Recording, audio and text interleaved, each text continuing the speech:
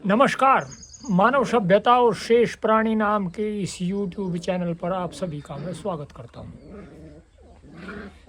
जैसा कि आपको विदित है कि हम अध्ययन करते हैं शास्त्रों का, और शास्त्रों में वे शास्त्र जो प्रामाणिक हैं, और वे प्रामाणिक शास्त्रों का अध्ययन करने का जो हमारा उद्देश्य है वो ये है कि भारतवर्ष में रहने वाला प्रत्येक प्राणी वह अपनी संस्कृति, अपनी सभ्यता और अपने जो मूल ग्रंथ हैं, जो हमारी संस्कृति का आधार है।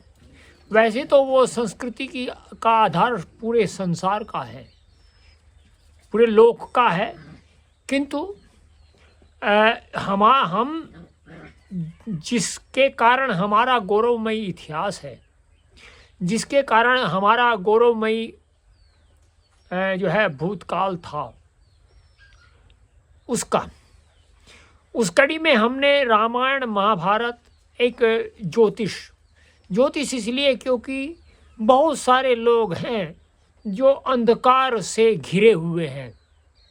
अंधकार से घिरना ये नहीं है कि अंधकार के मध्य में रहना उसको ही घिरा रहना मानते हो।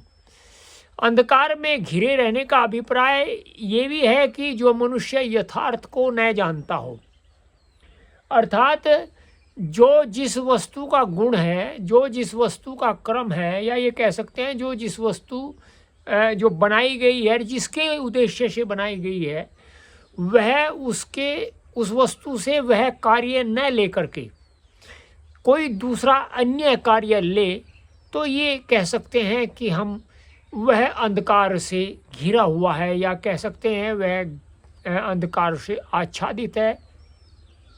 तो उसी उद्देश्य में हम एक ग्रंथ है जिसका नाम है वैशेषिक दर्शन। 6 दर्शन होते हैं और 6 के 6 दर्शन जो है वो एक दूसरे के पूरक है। जिस प्रकार से मीमांसा दर्शन वह वेदांत दर्शन का वह एक युग्म है, युग्म कहते हैं जोड़ा। जैसे योग दर्शन वह सांख्य दर्शन का युग्म है, जैसे वैशेषिक दर्शन वह न्याय दर्शन का युग्म है। तो इस प्रकार से एक दूसरा जो शास्त्र है वह एक दूसरे से जुड़ा हुआ है। यदि हमें जैसे किसी शास्त्र की पूरी जानकारी करनी है, तो एक शास्त्र तो हमें बताता है कि ये देखो सिद्धांत है, दूसरा शास्त्र हमें ये बताता है कि यह प्रयोग है। तो अर्थात एक में तो सिद्धांत है, दूसरे में प्रयोग है। जैसे सांख्य दर्शन वह सैद्धांतिक ग्रंथ है, योग दर्शन वह जो है प्रायोगिक ग्रंथ है। इसी प्रकार से जो हमारा न्याय दर्शन है वह सैद्धांतिक ग्रंथ है, और वैशेषिक दर्शन वह प्रायोगिक ग्रंथ है। इसी प्रकार से हमारा जो है जो वेदांत दर्शन है वह जो है प्रायोगिक है, और जो नहीं वह सैद्धांतिक दर्शन है, और जो मीमांसा दर्शन है वह प्रायोगिक दर्शन है। इस प्रकार से ये सभी दर्शन एक दूसरे से जुड़े हुए हैं, इनमें कोई अंतर भी नहीं है और भेद भी नहीं है। उसी कड़ी में हम वैशेषिक दर्शन का जो है अध्ययन करते हैं। अब इसमें जो है जो प्रश्न करता है वो एक प्रश्न उत्पन्न करते हैं, अर्थात एक शंका करते हैं। शंका यह है कि हम वेदों का कर्ता ईश्वर को न माने तो तत्शब्द से ईश्वर का ग्रहण कैसे होगा। तत् आया है तत् वजनाद आमनायाश्य प्रामाण्यम, क्योंकि हम वेद को बनाने वाला किसी ऋषि को ग्रहण करेंगे।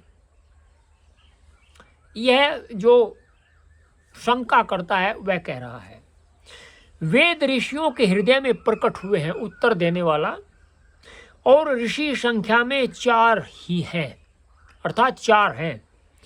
इसलिए तत्शब्द से चारों का ग्रहण कर नहीं सकते। अर्थात जो ऋषि ग्रह है में जो जिनका हम चारों का ग्रहण करना चाहते हैं तत्शब्द से, वह हम तत्शब्द से ग्रहण नहीं कर सकते। किसी एक विशेषता सूत्र में विद्यमान है, अर्थात किसी एक ऋषि की विशेषता सूत्र में, इसलिए तत्शब्द से कोई ऋषि नहीं लिया जा सकता।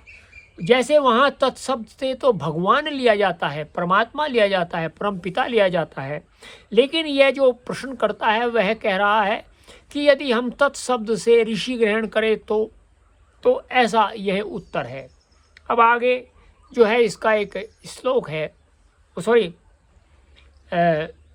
एक इसका जो है सूत्र है वह क्या है? धर्म विशेष प्रसूताद द्रव्य गुण कर्म सामान्य विशेष समवायानाम पदार्थानाम साधर्म्य वैधर्म्याभ्याम तत्वज्ञाना निश्रेषम। अब इसका अभिप्राय क्या है? धर्म विशेष अर्थात विशेष विशेष गुणों के कारण जो द्रव्य गुण कर्म सामान्य और समवाय इन 6 पदार्थों के साधर्म्य और वैधर्म्य के ज्ञान से तत्व ज्ञान उत्पन्न होता है। ये बता रहे हैं कि जो है तत्व ज्ञान की उत्पत्ति किस प्रकार से होती है। तो उसमें दिए हैं 6 द्रव्य गुण कर्म सामान्य विशेष और समवाय।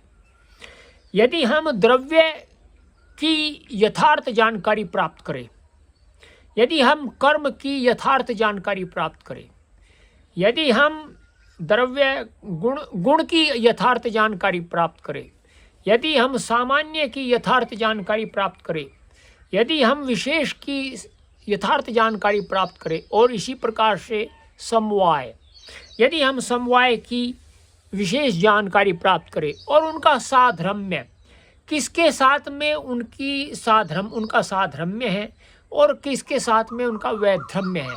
साधर्म्य ये होता है कि इसके साथ में उसका धर्म है, वैधर्म्य ये है कि उसके साथ में उसका कोई गुण नहीं है। जैसे आपको मैं एक दृष्टांत देता हूँ। मैं एक व्यक्ति से मिला, उस व्यक्ति ने कहा कि हम पंच तत्वों की पूजा नहीं करते। तो मैंने कहा फिर पूजा किस प्रकार से करते हो?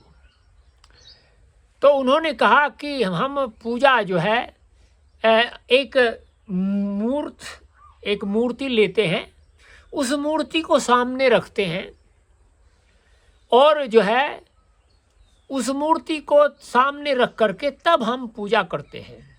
अब देखिए यहाँ प्रश्न ये उत्पन्न होता है कि उस व्यक्ति को जो कहता है कि पांच तत्वों को हम नहीं पूजा करते, किंतु कोई भी वस्तु यदि उसका निर्माण होता है तो वह किसी एक तत्व से नहीं होता है। 5 तत्वों से मिलकर के कोई भी मूर्त वस्तु जो है वह संसार में उत्पन्न होती है। जब तक उनमें 5 तत्व ना मिले तब तक वह वस्तु उत्पन्न नहीं हो सकती। तो मैंने कहा कि ये जो मूर्ति है ये तो 5 तत्वों से ही बनी है मिलकर के। तो उसने कहा कि यह अलग है।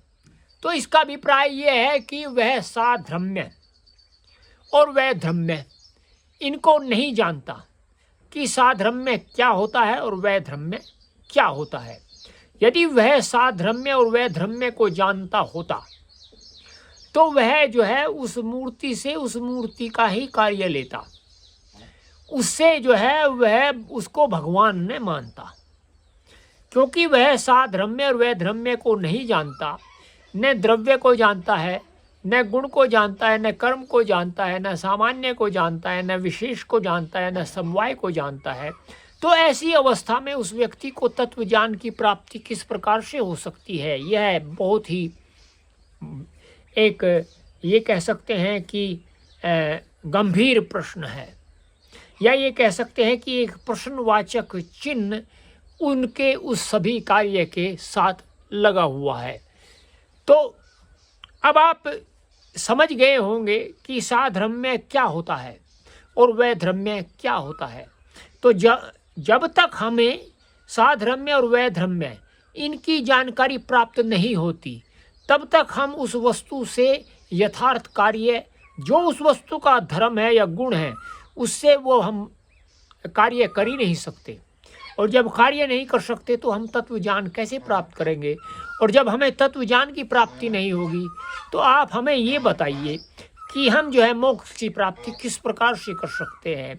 और जब हमें मोक्ष की प्राप्ति नहीं होगी तो हम फिर भी उसी ही वातावरण में हैं, उस वातावरण में ही हैं जिससे हम निकलने का प्रयत्न कर रहे हैं।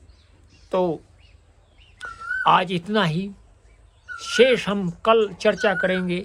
आपको यदि ये वीडियो अच्छा लगा हो तो आप चैनल को सब्सक्राइब करिए, लाइक करिए, शेयर करिए और कमेंट करिए।